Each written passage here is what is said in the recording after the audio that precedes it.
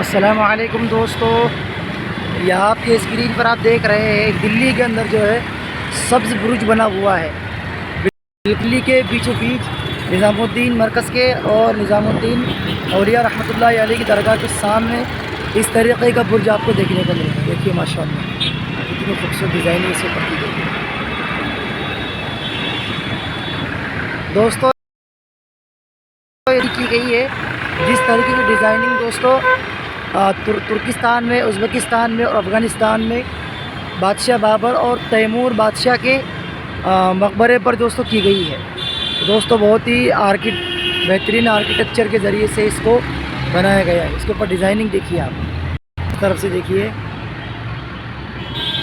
اور یہاں سے دیکھیے اس کی ڈیزائننگ دیکھیے دوستو۔